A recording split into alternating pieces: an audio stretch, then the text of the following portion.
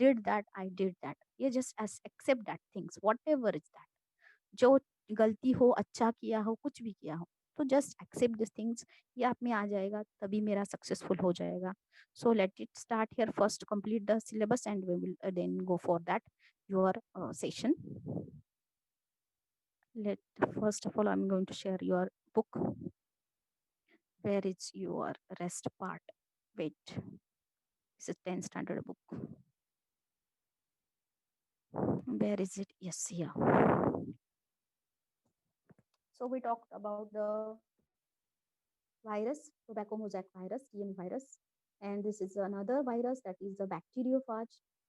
And after that, we have this part, and we finished. Okay, now see this. So tobacco mosaic. So where it is, we know that tobacco mosaic virus is can found on the tobacco plant, right? So bacteriophage. So where this is present? This is bacteriophage is present in the bacteria. Basically, it is present inside the bacteria. Bacteria is a very minute. Inside that, the virus is present. So how it looks like this. So this is a very, very interesting phenomenon. So bacteriophage means those viruses, those eatings the bacteria, these are called as a bacteriophage, or the name of that virus is bacteriophage. Let's see what is the structure of this bacteriophage. See here. So a protein coat called capsule. So this is the structure. First of all, see the structure. It looks like a कैसे दिख रहा है आपको ये? कैसे दिख रहा है ये स्ट्रक्चर आपको? ये बेसिकली इस तरह से दिखता है डायग्रामेटिक रिप्रेजेंटेशन. कहाँ पर? माइक्रोस्कोप में. ये जो नीचे वाला डायग्राम आपको हो रहा है यहाँ पर, ये वाला, तो इस तरह से ये डायग्रामेटिक रिप्रेजेंटेशन माइक्रोस्कोप में इस तरह से दिखता है. ठीक, इस तरह से, राइट. तो someone is waiting. Wait, I am just back in the meeting.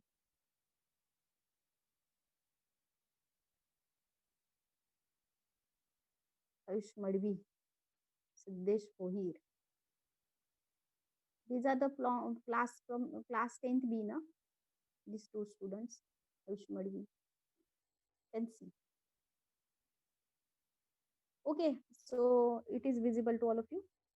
Again, I am back in the video on your side. Yes, is it visible? I am asking from Yes, you. ma'am. Okay, so see this, that protein coats called capsid is made up of the smaller units at capsomere. So capsomeres are arranged in the polyhedral or helical manner. See this, capsomeres, helical manner. Okay. So this capsid protects genetic material. ऊपर वाला ये जो capsule like structure दिख रहा है आपको, ये वाला, ये वाला, ये हेलिकल स्ट्रक्चर अंदर उसका देखेंगे तो हेलिकल स्ट्रक्चर है. हेक्सागोनल स्ट्रक्चर आपको देख रहे हैं, वो इस तरह से हीरे के जैसा दिखता है, वो उसको बोलते हैं capsomere. So this forms the capsid, and which port inside this there is a presence of the genetic material which is very, very harmful. So genetic material is a virus. In virus, it's either single stranded RNA or double stranded RNA. कभी कभी क्या होता है, इसके अंदर जो RNA होता है सिंगल स्टैंड का बना होता है लाइक दिस वे, और डबल स्टैंडर्ड कभी कभी इस तरह से बना होता है. ठीक है. So DNA, double standard RNA, DNA जो भी है उसके अंदर होता है according to that virus, type of the virus. So viruses that infects bacterial cells are called as a bacteriophage, and which normally have the double standard DNA. जो bacteria को infect करने वाला bacteria, it's very minute, we can't see with the open eyes, we can't see with the microscope, only we can see with the help of the electron microscope. So inside that the bacteria eating means what? Bacteria are formed in the, they can found in the nature in the form of the colonies. Colonies में bacteria रहते हैं, single भी रहते हैं, कुछ bacteria कुछ sense ऐसे होते हैं वो सिंगल भी रहते हैं, लेकिन normally most of the bacterial cells are found in the colonies. So once they enter into the single bacteria, the whole colony, that virus finish the whole colony. तो क्या करता है, वो हर एक बैक्टीरिया के अंदर सपोज जाके घुस गया, उसको सबसे सबसे सुटेबल कंडीशन मिल गई.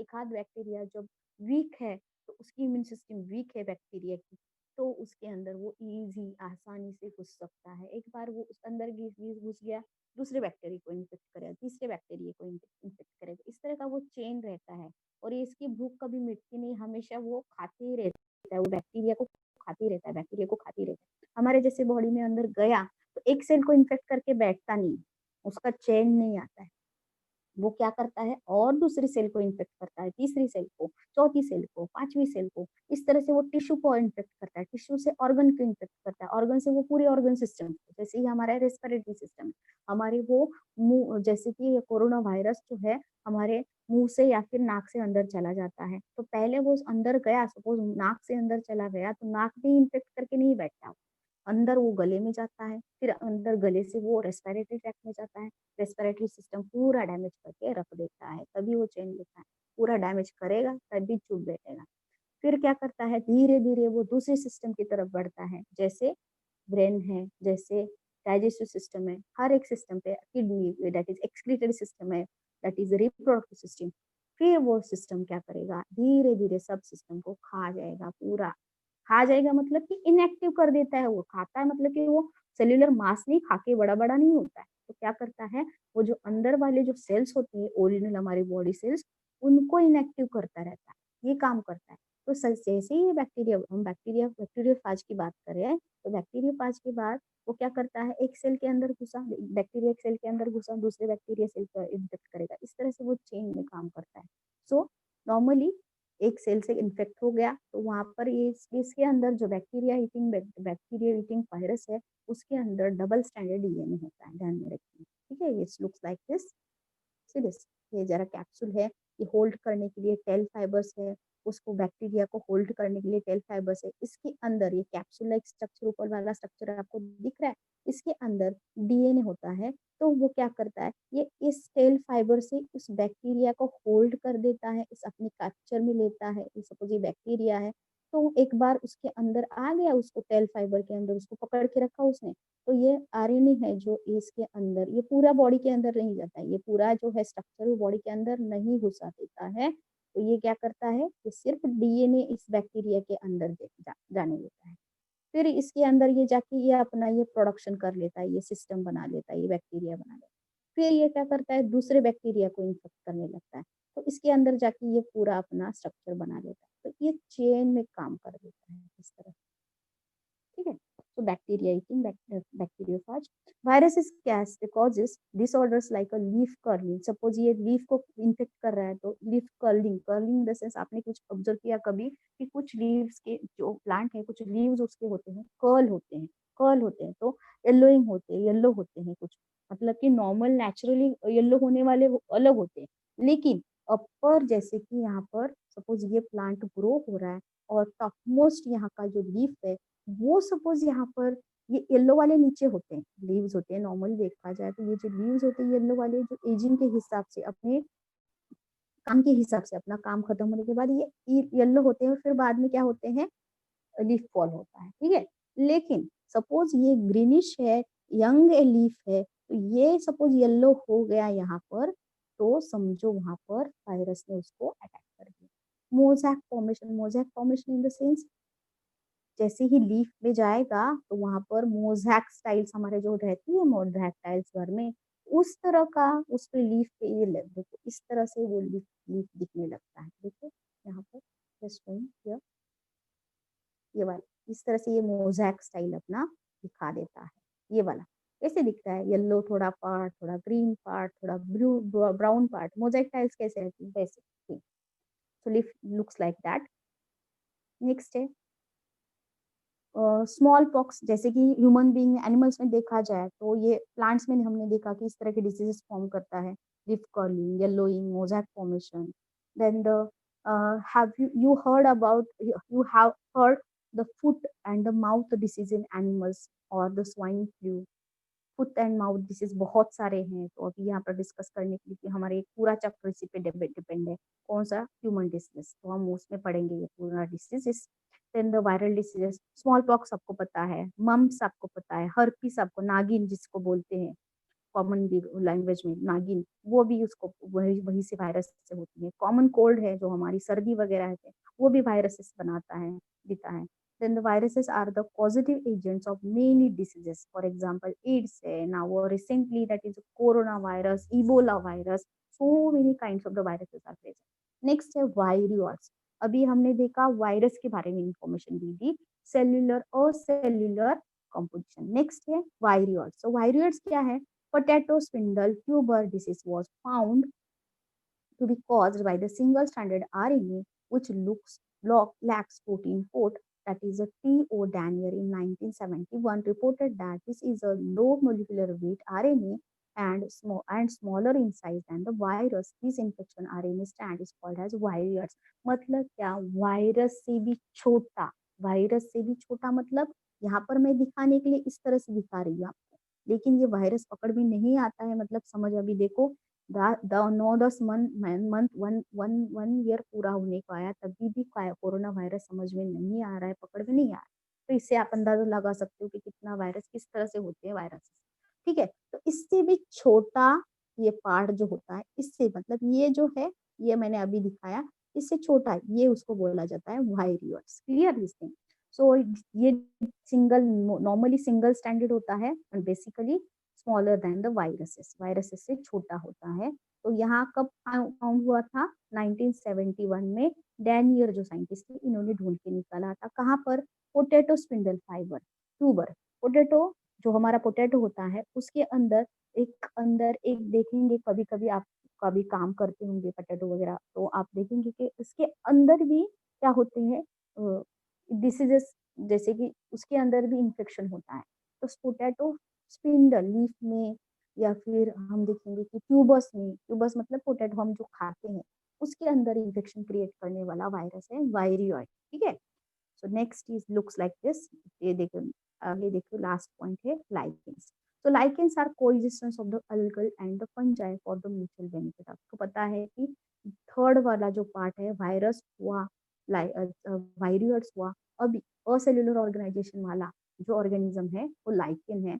लाइकेंस जैसे कि these are the coexistence of the algae and fungi. Algae and fungi मिलके ये अलग बनने वाला organism that is called as a lichen.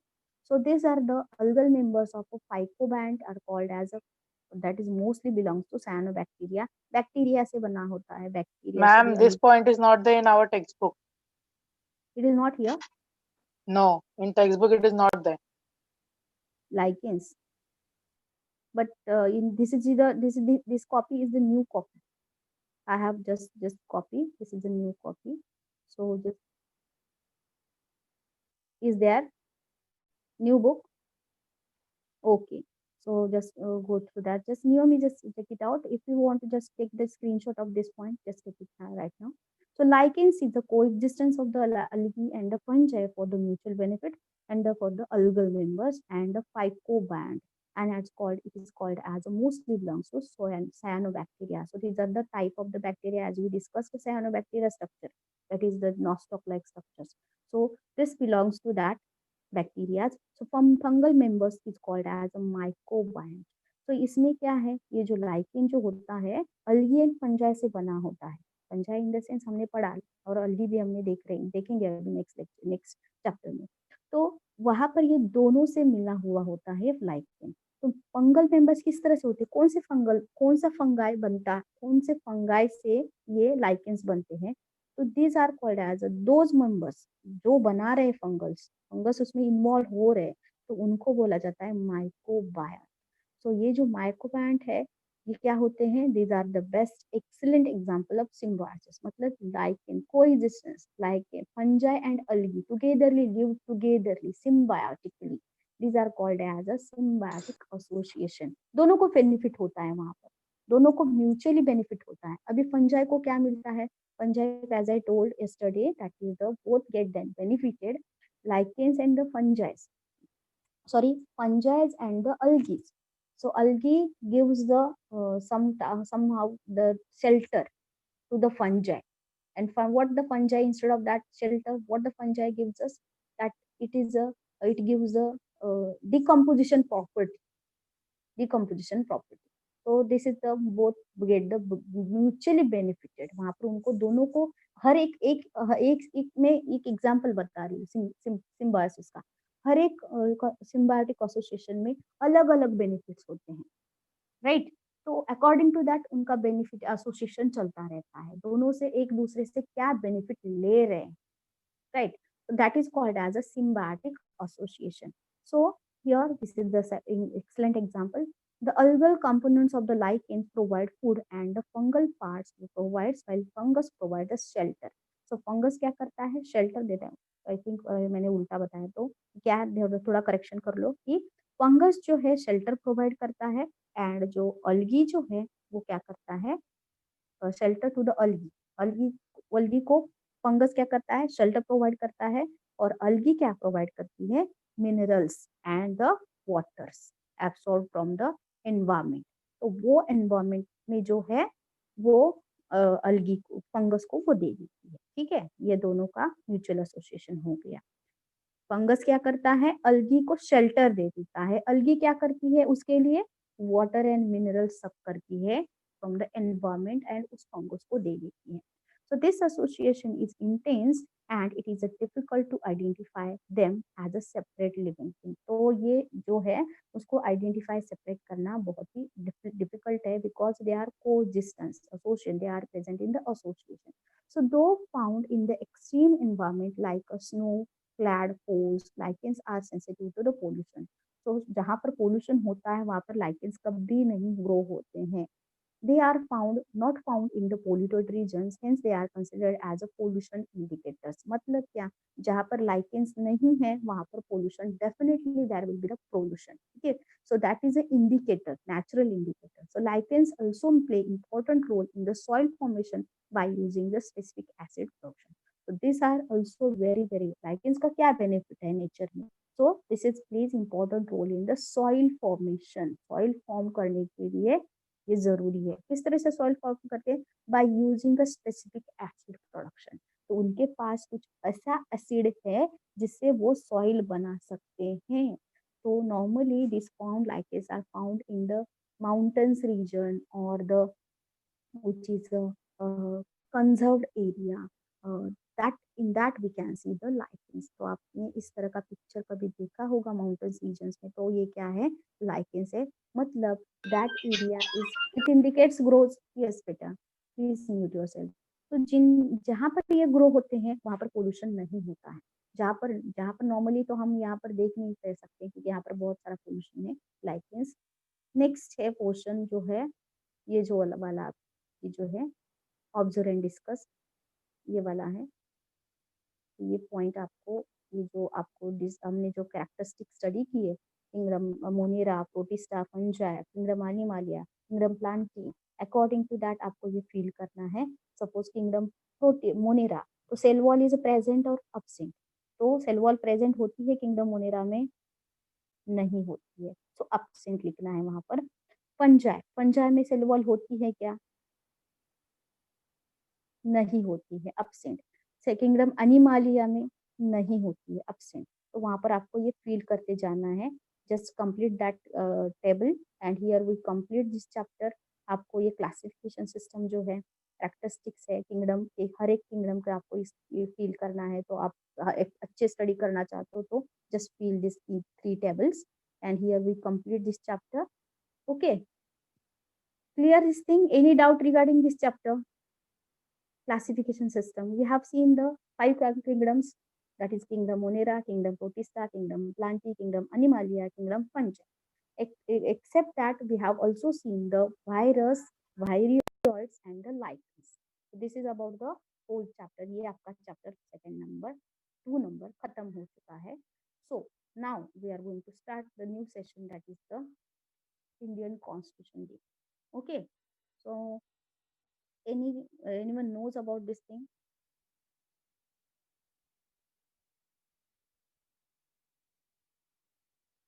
आपको पता है ये क्या है? Yes, boys, girls.